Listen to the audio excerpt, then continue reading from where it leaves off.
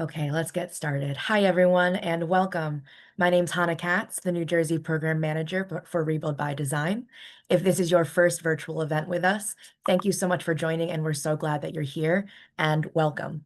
And if you've joined us before, thank you for coming back. It's wonderful to see so many familiar names and faces here. Today, we're answering an important question. Can climate resilience be the next big driver of jobs and economic growth in New Jersey? And the data says yes. So today we're excited to show you how. Climate resilience projects strengthen communities by reducing disaster risks and protecting public health and improving quality of life, which all require jobs and drive valuable investments. So today you'll first hear from Amy, our director at Rebuild by Design, and Anne from AECOM, who will each share a brief presentation on the hows and whys behind this research. Then we'll bring them together for a discussion and follow that up with an interactive Q&A that you can ask us questions and we will answer them best as we can before 1 p.m. Please drop them into the chat as they come to mind. And if we don't get to them today, you can always email us. And with that, let's get started. It's my pleasure to introduce Amy Chester. Hey, everybody. Nice to see you all. Oh, Amy, we can't hear. Oh, actually, yes, we can. Sorry. Okay, just make sure. Nice to see you all. This is all very, very exciting. We have two things that we want to talk about today. The first is a recent poll by Fairleigh Dickinson University, and the second is Annie's work calculating the potential jobs that climate resilience can bring. And I think you guys all probably know who we are by now, but just to remind you that we are a nonprofit that's located at New York University that's been working with Hurricane Sandy in the Hurricane Sandy region for the last almost 13 years. Next month will be 13 years. And we work on policy, and we work on projects, and we work on research. And what we're going to talk to you about today is some of our research. And I think you probably know, being in New Jersey, you're feeling it, but all across the country, we are feeling climate events. And I don't think we've had a monthly seminar since the last really big rain in New Jersey, which unfortunately 2 people's lives were lost. And nobody's lives should ever be lost from a weather event. We need to start from saying no way and figure out how we can make sure that our communities are safe. New Jersey's been dealing with climate disasters throughout all the counties. The last 2 deaths were not the only ones. Powder outages and fires. And of course, that active Superfund sites are kind of in jeopardy of contaminating our neighborhoods when we have flooding. You can find all the data of your county in our Atlas of Disaster, New Jersey. Hannah could put it in the chat. And then the second report that we had, which came out a couple of weeks ago, was about flooding risk equals financial risk, where we divided up the state of New Jersey by parcels and by who lives there. And what we found is that by 2050, about 1.3 million people are going to live in high-risk flood areas. And what's important about that to know is that 50% of floods happen outside of the areas that we are projecting are going to flood. Half of those people are low income. That is, right now, it's a collection of $277 billion of property value, or $3 billion in state tax revenue. And by 2050, it's going to go up to $436 billion of property value, and almost $6 billion of tax revenue. And of course, we all are dealing with the insurance rates that are going up and up and up, with Cape May County being the highest for the amount of people who have been canceled by their insurance companies. We need money, and we need to make sure that New Jersey is safe and productive and is, kind of enjoying life in the moments of these events. So we need money for flood risk reduction, for water infrastructure, and then for climate resilience. And most of you know that we're proposing 2 different things that potentially could happen in New Jersey. The first, I'll start with the bottom one, is leveraging a 2% surcharge on certain types of property and casualty insurance. And one is developing a statewide ballot measure. And Annie's research is actually based on these two proposals, which is why I want to remind you of them. Very quickly, an insurance surcharge is a small, tiny percent that would go on your bill that everybody would be kind of like paying into a fund and could support infrastructure over a long period of time. So it's not just a number that a bond act is, but it's, over time you can continuously give to this fund and it can continuously keep you safer. We like it because there's a strong policy connection, because those areas that have high flood risk are also going to have increasing insurance or may not even be able to get insurance. And then we also like it because in the areas that have FEMA's flood insurance, FEMA will lower your rate 5 to 45% if your community takes community-wide action. And already 1,700 communities take part in that program for FEMA. And we modeled this across the US, and New Jersey could raise $9 billion over 10 years. So it's an enormous amount of money that can come. The second is the idea of creating a bond act, and New York State created a bond act in 2022, and we also worked with Annie from AECOM looking at the New York State job potential, and it was very, very helpful for getting this bond act passed. This bond act, as I mentioned, was passed in 2022, and these are all the areas that have already received project money. So across New York State, communities are getting dollars to make sure that they are lowering their risk.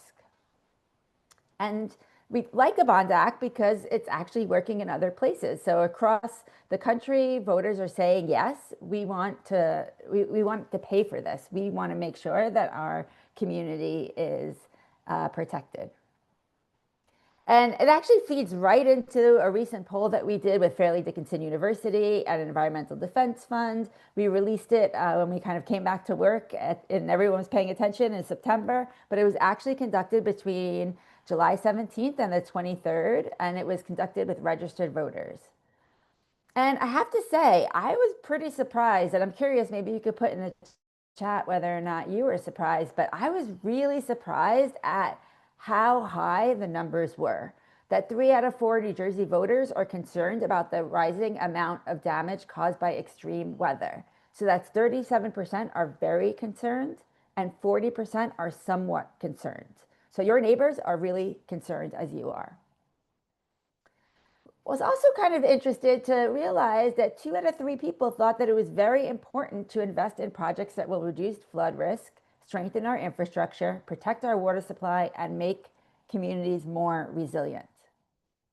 And it didn't matter if you are a Democrat, an independent, or a Republican, you all agreed. This is something that we can actually all agree on across party lines. So even in the midst of a contested federal government right now, or a contested election that's happening, or everything in this world feels like there's so much friction. Actually, when you ask people, there's not so much friction. People are feeling the same way.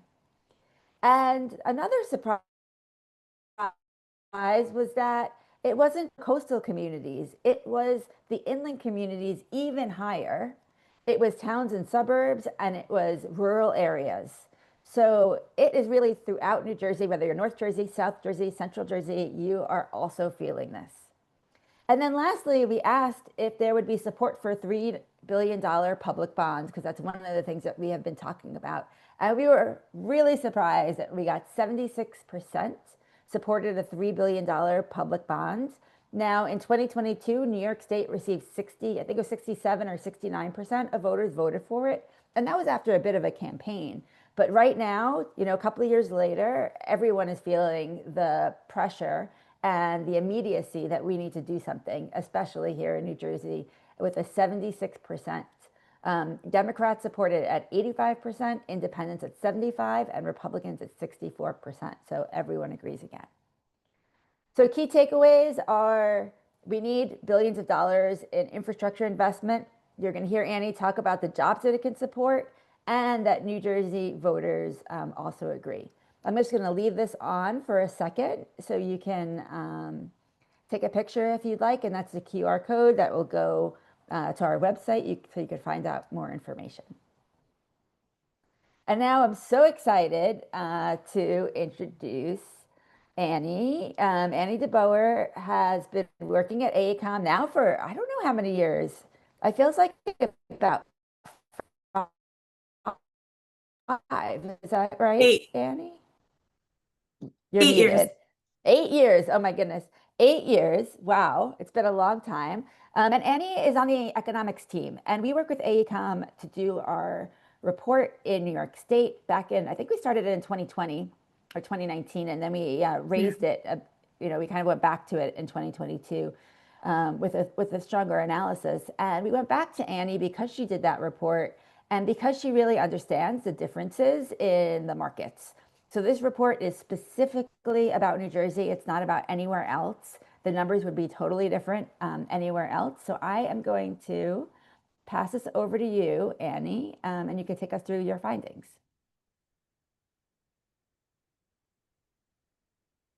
All right. Can you see my screen okay? Not yet.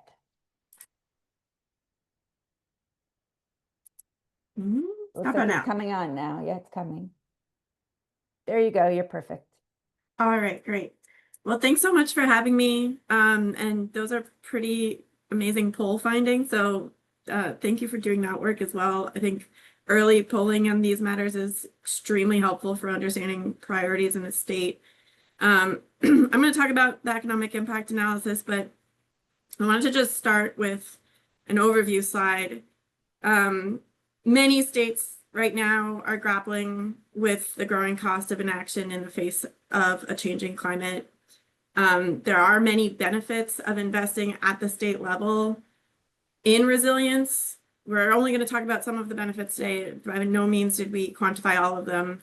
And I'll talk about that in a moment. But the avoided damages, like avoided physical damages, avoided public health impacts, avoided supply chain disruption, are all critical to investing in resilience. Investing in resilience also provides co-benefits. So there's the jobs, which is the focus of our conversation today. There's the enhanced recreation potential.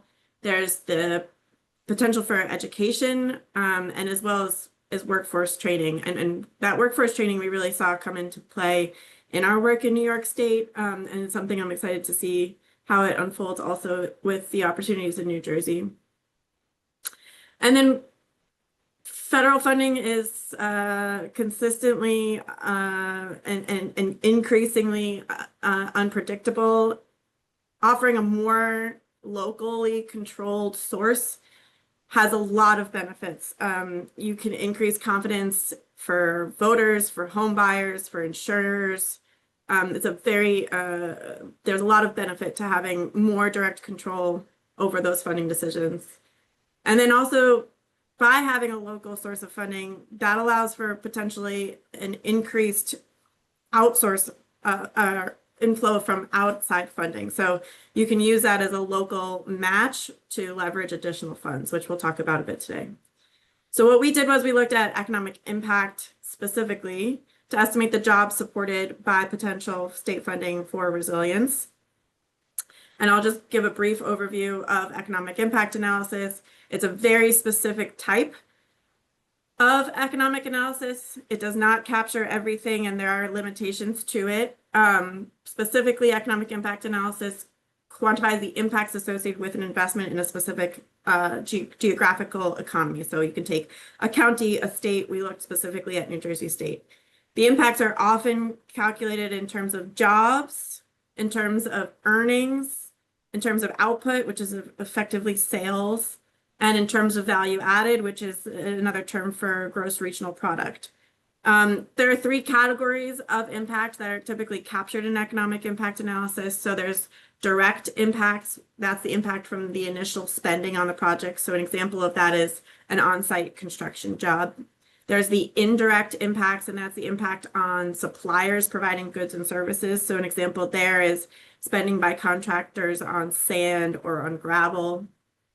Then there's the induced impacts, and that's the impacts resulting from workers who now have their earnings going and spending their earnings, such as buying a sandwich at the local deli. Direct, indirect, and induced impacts were all calculated for the purposes of this study. the way we conducted the analysis relied on something called input-output modeling, which in and of itself is the most commonly way to model economic impact analysis, but it does have limitations.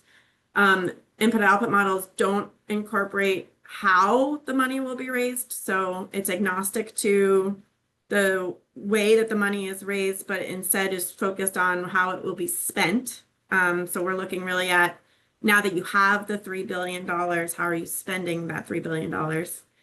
It also doesn't account for the shifting dynamics of an economy. So for example, if you're massively increasing demand in a sector, it's not going to account for restrictions on the supply and potential changes to price as a result of that increased demand. It's a static model. The analysis that we did focused on New Jersey, as Amy mentioned, so it's looking at the economic impact in New Jersey, so jobs supported within the state. We did not go into detail of net new impacts, so it is possible that this new economic activity could displace other activities. We're really focused on gross impacts here, which is common for different types of economic impact analysis, but important to flag. And then lastly, the other benefits of resilience, which I mentioned on the last slide in terms of avoided damages and reductions in insurance premiums and public health benefits, none of those benefits are captured here. This is really focused on job impacts to the state. So for our process, we followed 4 key steps. The first was to understand how much funding will be raised from that initial state level funding. And then we also looked at what potential funding could be leveraged as a result of having that new source. We developed assumptions around what programs the spending would go towards. So we had to really know, okay, you have $3 billion, let's say, but how was that going to be spent? So that was a big chunk of the effort. And then assumptions around what industries would receive that funding. So thinking through, is it primarily going to go to construction, to landscaping services, to professional and engineering services? And then lastly, we conducted economic impact analysis to understand those jobs. And we also were able to understand jobs by industry. So first, how much spending will be raised? As Amy mentioned, we looked at 2 investment scenarios. So there's the $3 billion from the Bond Act, potential Bond Act, and we looked at $9 billion from a potential insurance surcharge. And that $3 billion and $9 billion is the state funding program amount. And then we also looked at potential for leverage. And that could be coming from federal sources, from philanthropic sources that require sort of a local match and allow you to get additional funding. Those leverage funding assumptions we developed largely based on past federal programs, which are they're in flux. So they're meant to be illustrative as a program structure, and funding sources certainly evolve.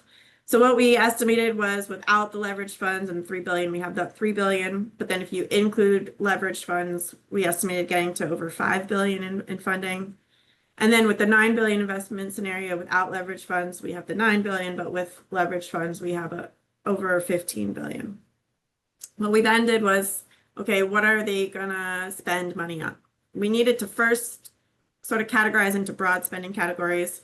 And we worked with Rebuild by Design. We got input from DEP. We conducted a high-level review of existing programs and priorities in New Jersey, as well as other statewide efforts across the US. And we also took into account some of those polling considerations, both from New York State in terms of what mattered to voters there. And now we can also see that that has alignment with the New Jersey priorities. But some of the documents we reviewed included the Climate Change Resilience Strategy, the PCAP, which is the Priority Climate Action Plan for the state, the Extreme Heat Resilience Action Plan, and then also looked at New York's Environmental Bond Act as a predecessor to help inform what programs might be.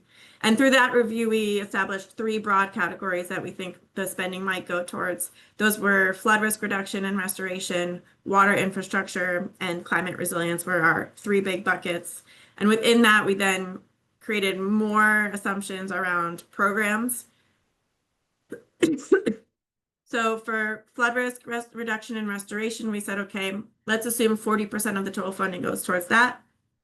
And within flood risk reduction and restoration, we broke it down between different buckets and programs. And these were really informed by existing programs and priorities. So one is mitigation and protection, We have restoration, we have voluntary property buyout, and that could really be supporting existing programs, such as the Blue Acres program, and other related projects. We have put at 10% to sort of catch all. But really, this is to talk about building level protection, so like structure elevation. It's talk about shoreline restoration.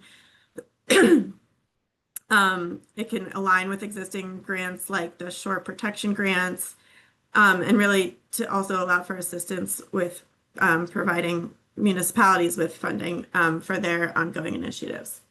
For water infrastructure, we have that also at 40% of the funding. This was looking at things like the existing drinking water and clean water state revolving funds and what they're going towards, this existing water quality restoration grants, municipal stormwater infrastructure. So we broke this down at 30% to drinking water, 30% to stormwater, 30% to wastewater, and 10% to other.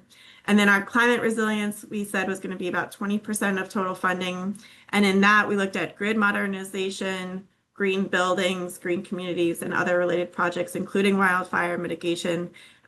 We know heat resilience, wildfire are increasingly top of mind. There is already the community forestry program. There's the New Jersey Wildfire Smart program. So we want to create funding opportunities that leverage all the existing important work that's ongoing and help advance that even further.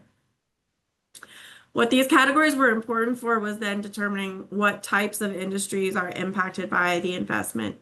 So that required assumptions around the industries that would receive the spending. And I'm just showing an example here for if we take that large bucket of flood risk reduction and restoration, and we take that smaller project program bucket of restoration. Within restoration, we wanted to break down by industry where that spending will go. And NAECS is a national standardized way of classifying industries in the country.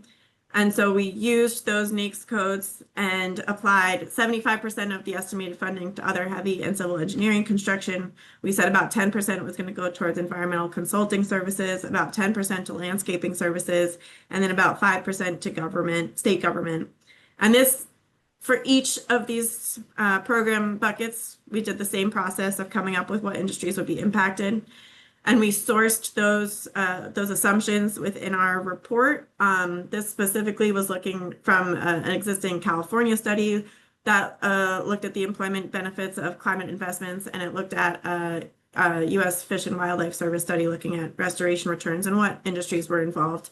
So for each one of those program buckets, we developed these industry assumptions. What that allowed us to do was then say, okay, we know now an estimate for our model for how much spending is going to go towards other heavy and civil engineering construction. And that serves as the input to the economic impact analysis. So for the economic impact analysis modeling, we had to get to this level where we had a dollar amount being spent by industry. So that went into the economic impact analysis. And that then allowed us to quantify and estimate the jobs based on all of those assumptions, which we clearly state in the report if you want to see. So from the modeled impact scenarios for the $3 billion investment scenario without leveraged funds, we estimated about 26,000 jobs, including 13,000 direct jobs. With the leveraged funds, we estimated about 45,000 jobs, with about 23 of those being direct. And that direct is really like that on-site construction. And as you'll see, by industry, construction is the largest service that or industry that benefits. So construction and professional services and administrative support were the top three industries that we saw the jobs being supported in. Those are construction and professional services tend to be higher paying jobs. So that's a particularly good outcome also to see. From a state level investment, you want to have good paying jobs. And then the $9 billion investment scenario without leveraged funds, we estimated 77,000 total jobs, about 40,000 of which would be direct. And we estimated with the leveraged funds, about 135,000 jobs, of which 70,000 were estimated to be direct. And again, construction and professional services being the top two industries impacted. So with that, I will stop sharing my screen. And I see there's a lot of questions. There is. I'm just going to go through a couple of them, and everyone else can put their questions in the chat. I see there's also somebody in the Q&A button. We usually say put it in the Q&A, but this time we kind of mixed it up. So watch out. Questions are going to come from all ways. Annie, my gosh, what a thorough approach. I mean, I know we were working with you during the entire thing, but hearing you talk about it in a reflective way of all the inputs it's just really great to hear that. So just want to thank you and, kind of thank you on behalf of the people in New Jersey, the Jerseyans. One thing that I'd like to just kind of let everybody know is that there is an other category. There's a category that we call other. Annie, you did talk about it for, a moment or two, but I really want to make sure that people understand that that is a general category. And there's lots of other different things that could be in it. We decided to go through the buckets that Annie showed based on what we know doesn't have funding right now in New Jersey. And that could change over time. So that's what that category is for. So I'll start the Q&A. I'm curious, Annie, what are you seeing? What are the trends that you're seeing across the country in these types of reports and these analyses? And how much has changed in the past, year or so? Yeah, it's a great question. It depends obviously on the state, but working in places like the Northeast and the West, we're seeing some very interesting questions around how to be more innovative with financing at the local level. So thinking through leveraging funds that you have not used to leverage before is a big question mark that a lot of states are starting to think about. Resilience improvement districts are gaining popularity. So how do you create more localized revenue generation opportunities? Within that question, people are also now trying to figure out how do you use avoided costs to help develop and structure a financing strategy. So for example, if you take tax increment financing as an example, that uses value capture where you're saying, okay, this area we know is going to have a lot of property value improvement from this transit investment. And so value capture uses, that we're going to capture that additional value from the transit investment. But the new thing people are trying to think about is how do we capture the avoided costs? So maybe the insurance premium savings that result from improving resilience. And so that's something that people are trying to figure out how to monetize. So yeah, really those more localized revenue generation opportunities is one bucket. And then I would say in other states, we're definitely just seeing a big move towards flood risk resilience and how do we improve flood resilience from all aspects. And I think some of the recent Texas events have demonstrated that it really is not just about gray infrastructure and built infrastructure, but it's also really about informing people early when hazards are about to hit, and that education and outreach. And I think historically that has not been as prioritized, and it's become just extremely clear how critical those communication platforms are for community resilience. Yeah, I think that's a great sum up. And we did we did an event last week on community hubs with examples from across the country. Everyone's talking about it. And then later that day, I was in Hoboken with Mayor Bahala on a tour bringing New York City agencies over to Hoboken to learn from their parks.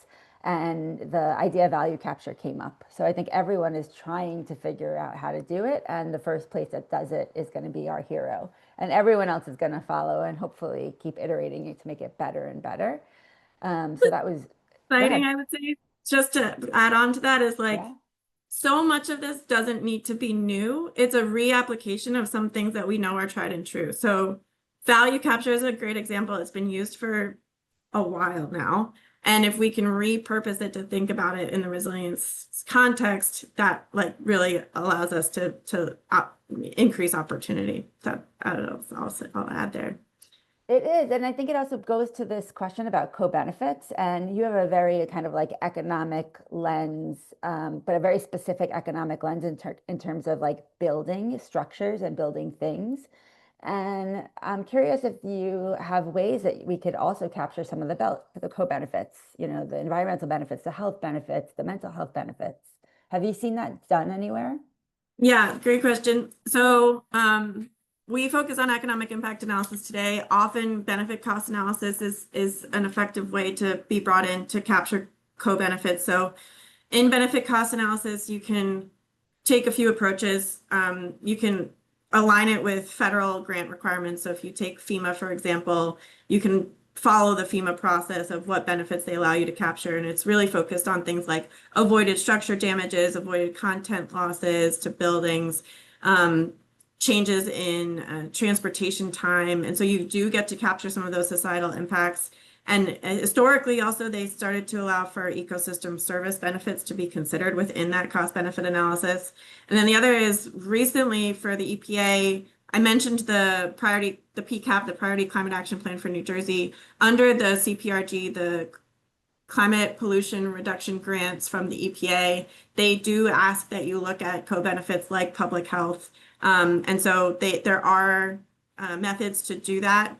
And what's nice about the CPRG and EPA's guidance is that they do give a lot of flexibility in how you approach it. So they give guidance for how to do it, but you also can, contextualize it to your priorities and settings, and that from a co-benefit perspective, which is really helpful because honestly, not all co-benefits should be monetized. And so allowing for things to be considered qualitatively is pretty important as well. Or there might be co-benefits with one project, but not the next project. So it's instead of like determining, okay, you need to do all this, it should be up to the project's owner. Let's call it owner. A couple of questions came in on the polling sample size. I don't remember the number, but it's in the link that that Hannah put in the chat, so you can check it out. The question about the what agency in New York State, it's actually DEC that's been managing the Bond Act money. It could have gone to lots of different places, just like New Jersey. It could go to lots of different places. But DEC, which is Department of Environmental Conservation, is managing it. They have a great website. So if you put in New York Bond Act, they actually have a very, very transparent website that lists all the projects, and that's where the map came from. And it's you should definitely check it out. So Annie, I'm kind of like, well, first of all, sorry, one more question about like just a kind of a short answer was what type of model was used for the input and output for this economic impact? It's called MZ. If you've heard of IMPLAN, it's very, very, very similar to IMPLAN. It's a slightly different approach in how they develop their multipliers, but it's very similar in practice, and it's called MZ. It used to be called Lightcast, so you can look up MZ or Lightcast, and that would provide more information online. Does your analysis start thinking about kind of like the future? So does it take into consideration inflation rates, or kind of on the other side of it, maintenance? You know, the ongoing work that it's going to take to keep the functionality of the projects. It doesn't go into that level of detail, in that the total that goes into the model is strictly that 3 billion plus the leverage, the 9 billion and the 9 billion plus the leverage. So it doesn't take into account things like the bang for the buck over time. It doesn't take into account time and like a temporal component. It's really taking that static total investment number and running that total investment number through the model.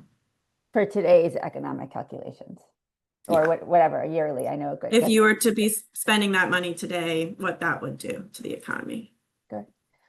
Please put your questions in. I think we're getting to most of them, so we have time set aside. Just looking at what else there is. 806, thank you, Hannah, for looking it up. I thought it was 796, so I was close, but completely wrong, so thank you about that. Curious if you also keep tabs on some of the bigger projects that are happening around the country. Is there anything out there that you're impressed with? Like, is there anything that you think that we could learn from in New Jersey? Well, I am in New York, so maybe this is just close to home to me, but the Lower Manhattan coastal resilience work has been really uplifting to watch. I think they've done an amazing job of prioritizing community benefits. They've really focused on local hiring practices and park space. There was a ton of engagement. You can always, involve the community more, but I think they did an amazing job, and frankly, just seeing things go from way early on and planning to actual construction, and being able to go to Wagner Park last week and experience it was just like very personally exciting. And I know New Jersey has similar work, but with the Meadowlands and other Rebuild by Design involved projects. But generally, I would just say seeing these large infrastructure projects prioritize community benefits has been one of the most exciting things, I think, in the resilience space. I agree. And I feel like this year, last week was Climate Week. We participated in 8 events, and 6 of which we were running ourselves. And a lot of them were tours, because we're finally at this moment where we can say, look, you can come and stand on the projects and watch them work. We went out to Hoboken in the pouring rain. It cleared up and it became an extraordinarily hot day, but we were going there and we're like, you know what? It's raining. It's supposed to work. Let's keep the tour on and not cancel it for those reasons. And, I remember when the original money was allocated towards Hurricane Sandy projects, and I think people were saying it would take like 4 or 5 years to construct, and we were all beside ourselves. We're like, we don't have 4 or 5 years. Like, that is going to be the biggest length of time. Oh my goodness. We need to do something smaller. You can't think big if it's going to take time. And somehow or another, now that it's 12 years later, it feels like it happened very quickly. And the size of the impact is so huge. So like Hoboken's Rebuild by Design parks, there are 5 new parks, and we actually have a resilient parks guide for Hoboken on our website that we can share with you. And we are bringing people from New York and all around the world coming to, Climate Week, and took them to Hoboken so they could see those neighborhood parks actually work. But then we did the opposite, where we're bringing people from, all other places, including New Jersey, to the East River Park, which is part of the Big U Park, which is Wagner's another one that opened. And yesterday there was the most incredible community celebration. I should have had some pictures just to kind of put it here and share, because it was amazing. The community came together, I think it was 30 different organizations, and said they wanted to celebrate the East River Park portion of the Big U. And they created a marching band parade, and all of these incredible costumes yesterday. And then there's an amphitheater in the park, and they had different Lower East Side performances. There was food. It was just like a really, really incredible event. And that's a project that became contentious over time, because the city had changed the original course of the project, and a majority of residents and the people involved and the council member, all fully supported the project that was built. But even the people who didn't support it actually came up to me and said, this is a really nice looking park, and I go and use it every day. And I think that is one of the biggest things to take away from this era where we're in, is that flood walls are not going to be acceptable.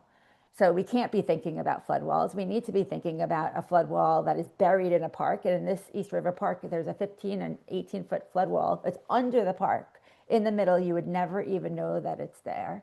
So these are things that we need to be showing, because these are infrastructure that can help us 365 days a year. And that's what we really, really, really need.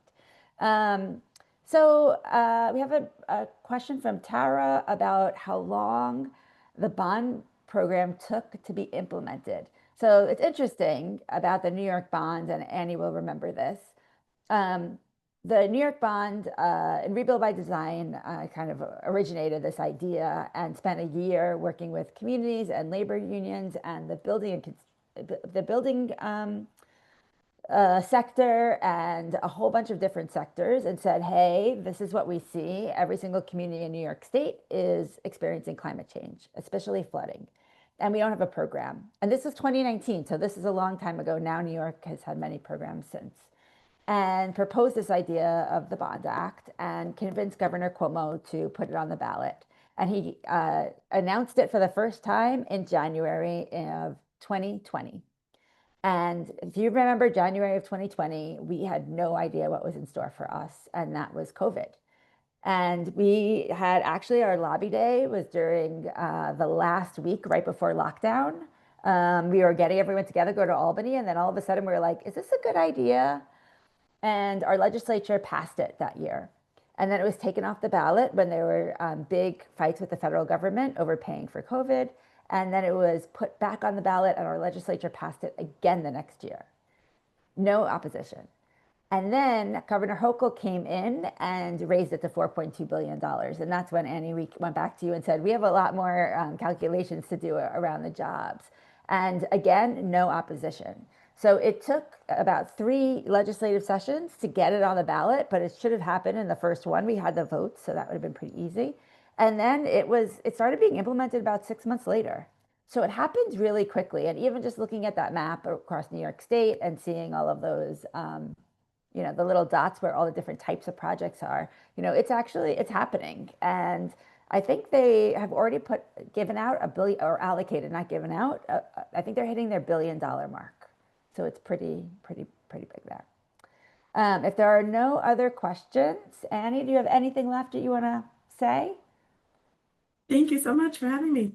Thank you all so much. Really, really appreciate it. Oh, I saw one just came in about renewable energy mix. And yes, energy is part of it. You can